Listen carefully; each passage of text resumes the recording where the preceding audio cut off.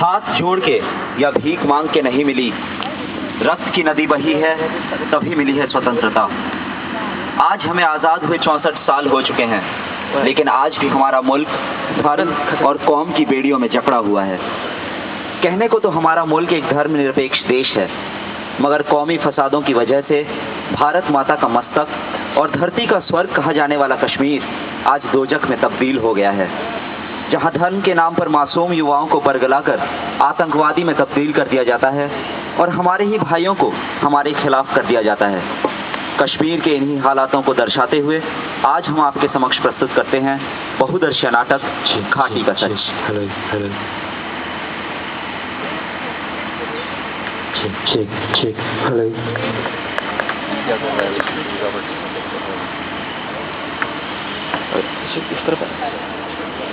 प्रातःकाल सुबह 7:30 बजे, स्थान बारामूला।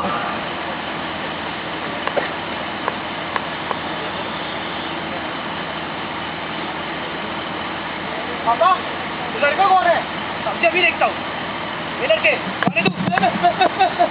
क्या कर रहे हैं यहाँ पे? कुछ नहीं। अजी बच्चा है, ये तो बच्चा ही है। ये बच्चा है।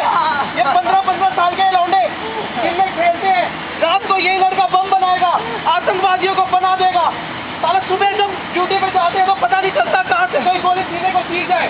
कहने को अपने आप को हिंदुस्तानी कहते हैं, लेकिन इनका दिल आज भी सड़क के उस पार धड़कता है। तलाशी लो इसकी। हाँ सर जी। लड़के खड़े हो। अभी कुछ नहीं है, आगे से यहाँ दिखना मत। जवानों के इस बर्ताव ने मासूम अनवर के मन में भर दिया भारतीय फौज के खिलाफ घृणा। कल तक जो मुल्क उसका अपना था, आज उसी मुल्क को अपना कहने में उसे हिचकिचाहट सी महसूस हो रही थी और अपने मन में गुस्से का भाव लेकर वो अपने घर जाता है और अपने अब्बू से अपने मन की बात कहता है।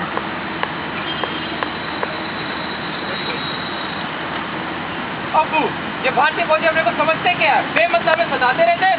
नहीं बेटा, तुम इतने गुस्से में क्यों लग रहे हो?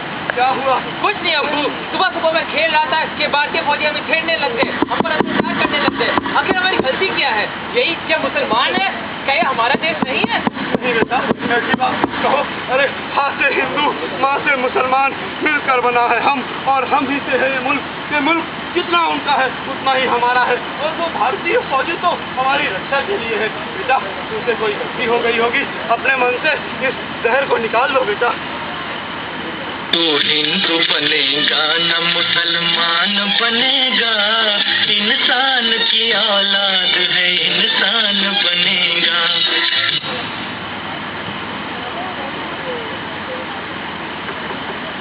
अरे अनवर, देखो कोई आया है दरवाजे पर। आपको आज अभी जाने घर पे? अरे अब चल लिया। आइए तस्लीम रखिए।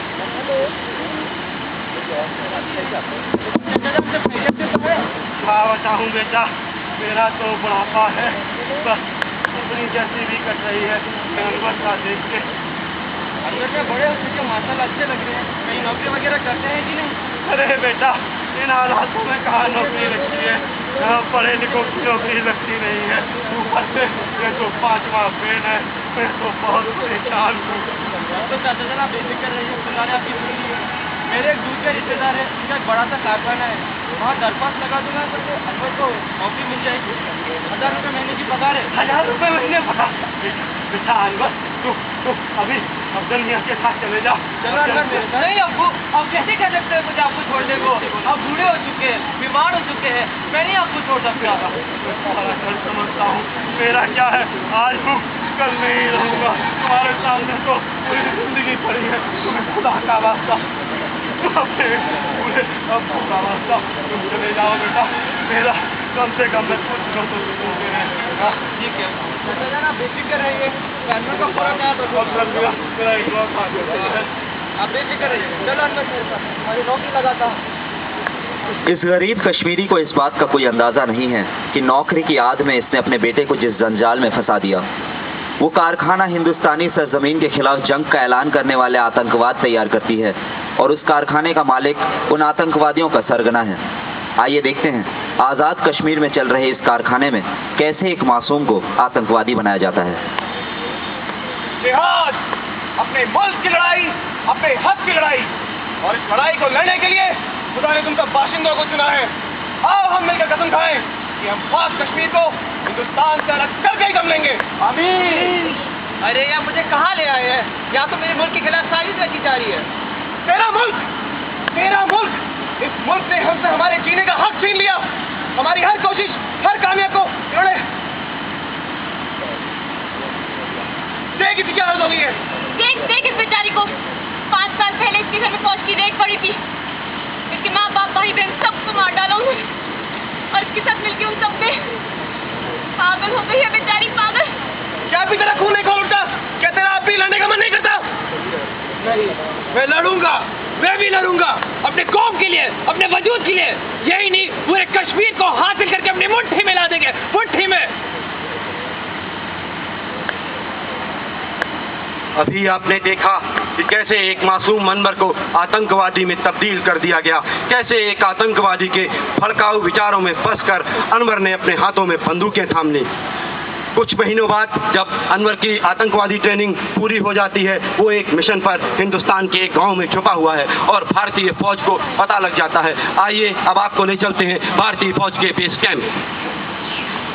बटालियन सावधान।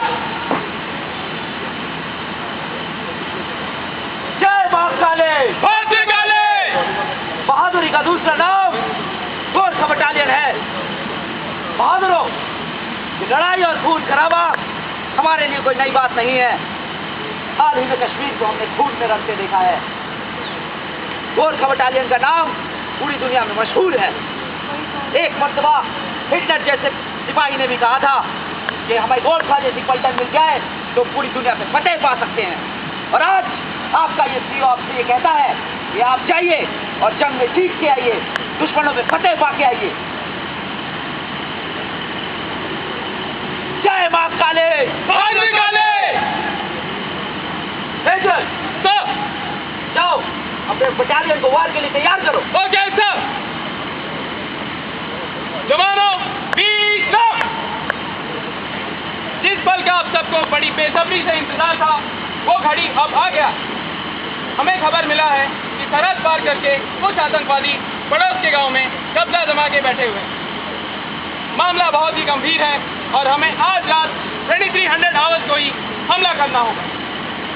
इस बटालियन की हिस्ट्री है कि इसे आज तक जो भी जिम्मेदारी सौंपी गई है उसे इसने हर कीमत पर हर कुर्बानी देकर निभाई है।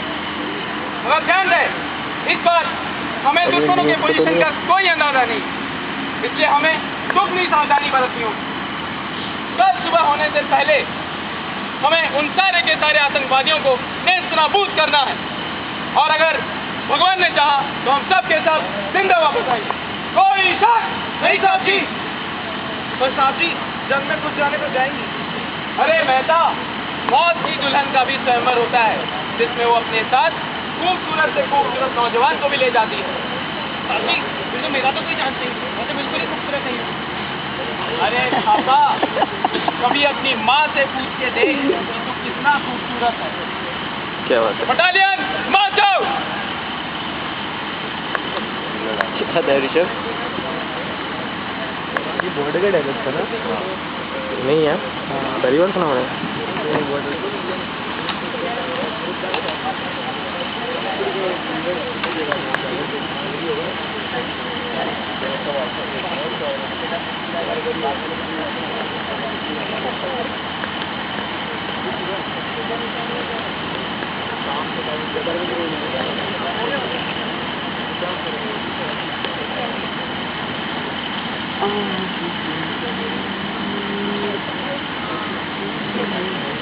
रात के 11 बजे नूराबाद गांव।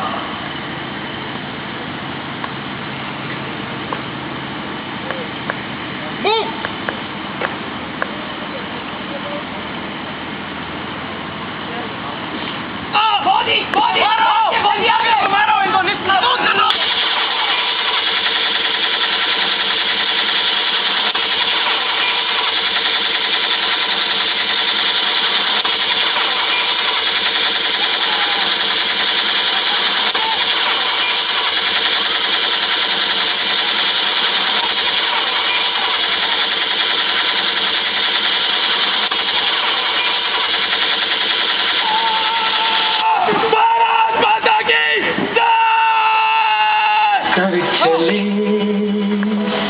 हम फिदा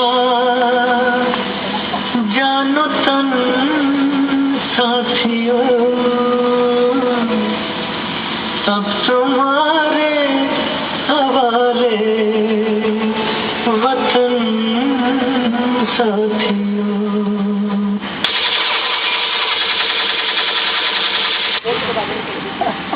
अभी आपने देखा कि कैसे भारतीय फौज के बहादुर जवानों ने अपनी जान की कुर्बानी देकर सारे आतंकवादियों का खात्मा कर दिया, जिनमें अनवर भी शामिल था। और वहाँ अनवर का बुढ़ा बाप आज भी अपने इकलौते बेटे अनवर की राह देख रहा है। 3 महीने हो गए मेरे अंदर का कोई अता पता नहीं। सर्दी मेरे बिना रह ही नहीं पाता था, और इन 3 महीनों में कोई खत कुछ भी नहीं। पता नहीं मेरा लक्ष्य जिगर किस हाल में होगा। अनवर, अरे अफसर बेटा अनवर का है, तुम बोल रहे थे तुमने कहीं नौकरी पे ले गए थे उसको। जब बहुत दिन हो गए कि कोई हाल खबर नहीं। अनवर कश्मीर के लिए लड़ता हुआ शहीद हो गया। क्या कह रहे हो? उन्हें नौकरी करने गया था बेटा, मेरी उम्र नहीं कि वो तुम्हारे मजाक करो। मुझे कुछ पता नहीं आपके बेटे ने क्या किया, वो शहीद हो चुका, बस मुझे इतना ही पता है।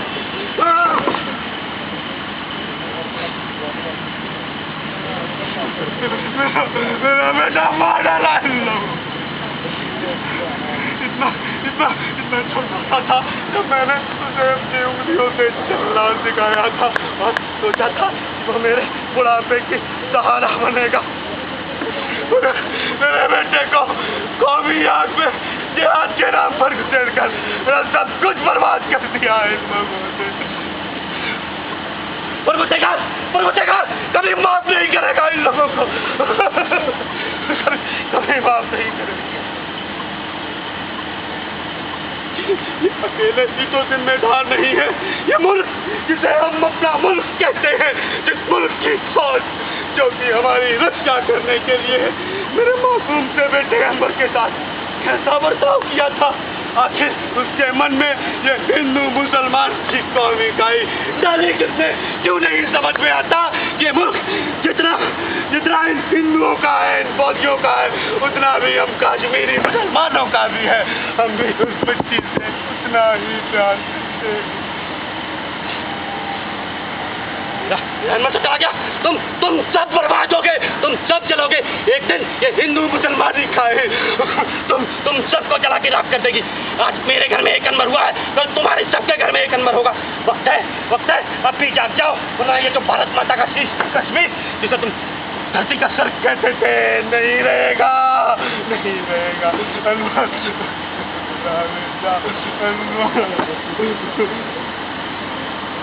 और इस तरह आपने देखा कि कश्मीर में कैसे मासूम बच्चों को कौम और मजहब के नाम पे भड़काकर आतंकवाद रूपी गहरे दलदल में धकेल दिया जाता है। हमें कहीं ना कहीं इस समस्या पर विचार करना होगा। जब तक हम हिंदू और मुस्लिम के मन में एक दूसरे के प्रति भरे हुए द्वेष को नहीं समाप्त करते और कश्मीरियों के विकास की तरफ ध्यान नहीं देते, तब तक इस समस्या का समाधान नहीं होगा। धन्यवाद।